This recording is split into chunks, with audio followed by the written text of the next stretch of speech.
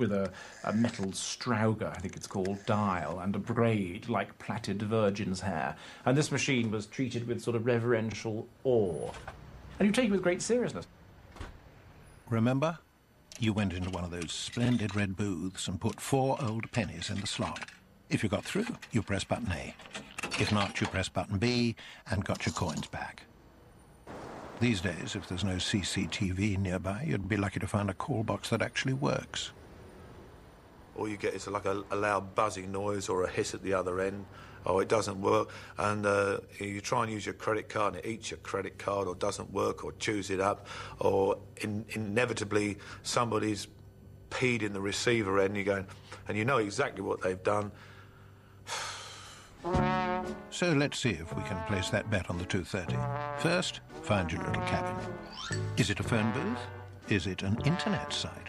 Or a text messaging area? If you've got cash, it takes cards. If you've got cards, it takes cash. If you've got both, it isn't working. Does it take Diners Club, Tesco loyalty cards?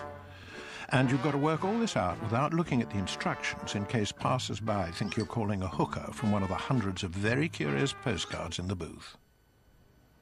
I'm very disappointed that there's been this campaign to remove these cards from, and I know the sex industry is appalling and it's all Albanian gangsters and I'll probably be wiped out for just talking about it now, but I find these cards extraordinarily interesting because they offer a range of services and I don't know what they are. I've got an enormous number of them. When I die, people will discover this huge collection of cards liberated from phone boxes and think that I was a terrible old pervert. Alas, not so.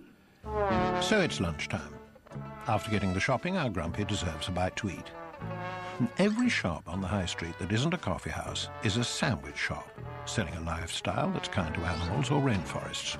Or a fast food outlet selling whatever it is that they sell. It was all so different in the old days when we had coffee bars with shiny jukeboxes and wimpy bars. As we talk about it, I remember them being utterly delicious. You know, and maybe they weren't, but to me they smacked of the future and fin-tailed Chevrolets and, you know, not Dunleary. Give me a Wimpy any day over this American fast food muck. Wimpy bars came in, I guess, when I was about 9 or 10, 11 maybe. And before that, I was very much, you know, small boy of Britain whose idea of heaven was double egg and chips. It was great because the Wimpies came out and that was something that we could go to. As kids, that actually was ours. And it was really great to note all of those and then note that, that the Lions tea houses were suffering. That was like a moral victory to us. I suppose I did go into a Wimpy bar once, but that was enough. I must have been starving hungry. It must have been the only place open, but the stink of those onions fried, oh dear. But what had we unwittingly unleashed? Where once Wimpy's had displaced the Lions Corner House, now it was time for everyone in the high street to move over for the invasion of the body snatchers. Big M was coming.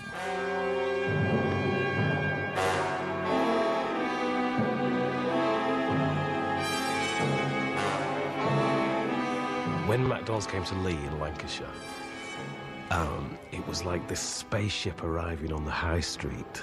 You know, they were like the visitors and we were like the earth people. And we would look through the shiny glass that spilled onto our faces and see this metal at the bottom, all this red. We had to go in. But it was a dupe, we were duped, you know, and now we're addicted to it almost. My poor dad, he said, John, I think I'll go to Burger King. He said, I tried Burger King, as if it was Billie Jean's brother or something. He said, and I went in there, and I said, can I have a burger and chips, please? But no bun, just the meat burger and some chips. So they went, no bun? He went, just the meat burger, please. And so they took the meat out of the thing and gave it to him in this carton.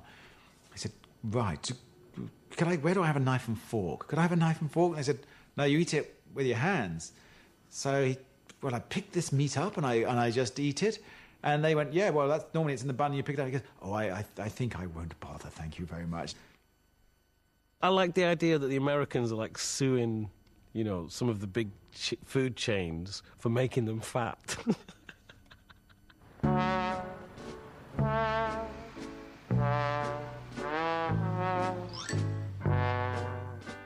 It's his day off, and he feels like spending some time in idle contemplation or reading the paper. But he gets that nagging feeling that there's something else he should be doing. He's chatting away amiably to the wife. He senses something's on her mind, lurking in the background, and he can't quite relax. There are a couple of subtle hints about the kitchen looking dowdy. The crockery's all faded and cracked, and we need a new frame for that picture of Freddie's graduation. Finally, he demands to know what she's on about, and the truth is even worse than he'd feared. IKEA? Jeez, okay. IKEA is the world's most irritating shop, right?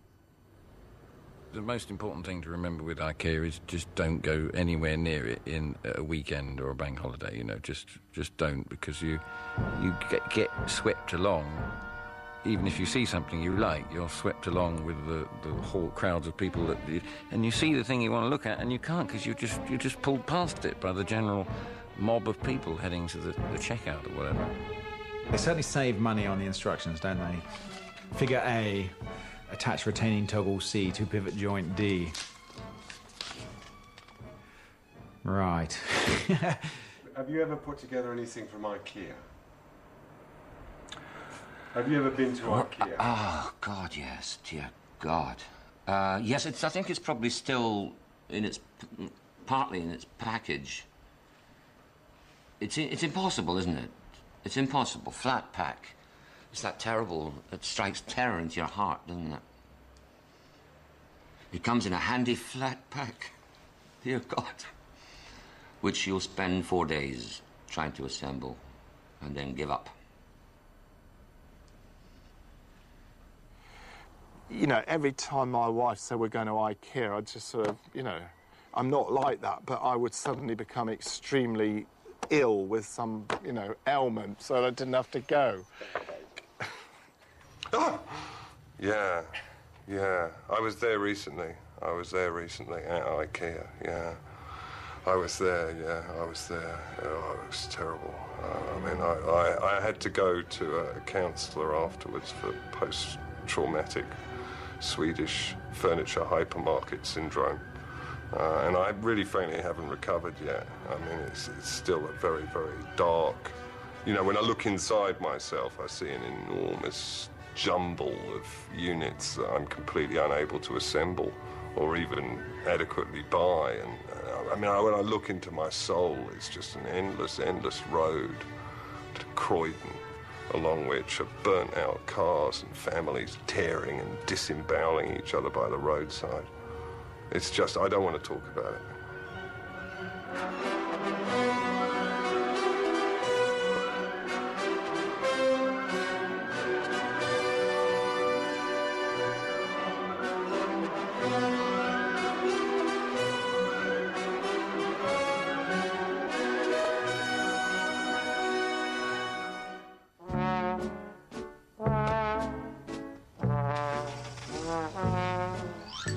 And if all this harassment brings on a migraine or an attack of the vapours, there's no such thing as popping out to the shops for an aspirin.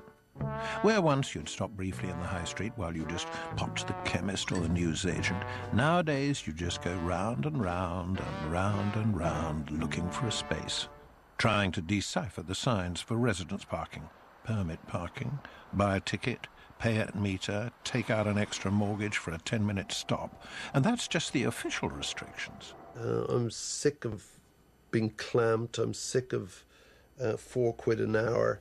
I'm sick of, you know, being a good citizen, going to one of the NCPs and scraping my roof.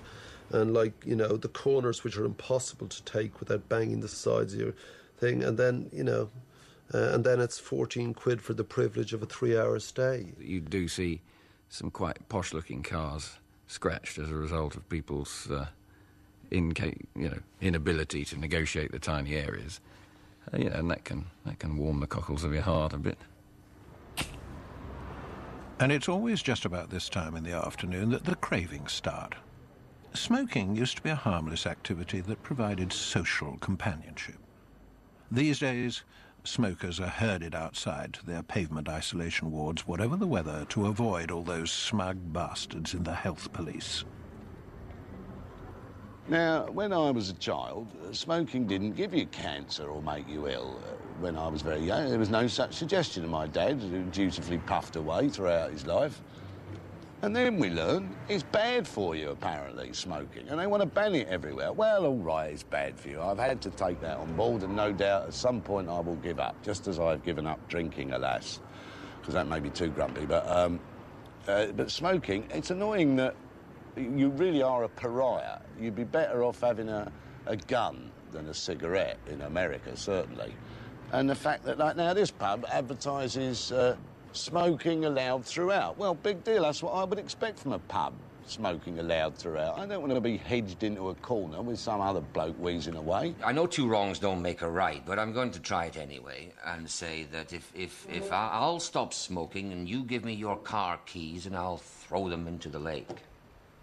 Because it's the car that is destroying the planet and our health more than passive smoking. I've just given up cigarettes, and I've given up cigarettes largely so that I can live longer to watch more football. One of the things that I regret most about the prospect that I might die, I'm not absolutely convinced yet, but should I, it'll be because I won't know. The thing that will really piss me off is that I won't know next year's Champions League winner. That's what really... So football doesn't make me grumpy. Football makes my heart sing. And sometimes I look to football as the only place left where I can absolutely feel, you know, happy and at peace. Watching all those lads running around brings on more hunger pangs, so it's back off home. Time was when your dinner was called your tea, and might be a plate of pie and chips or a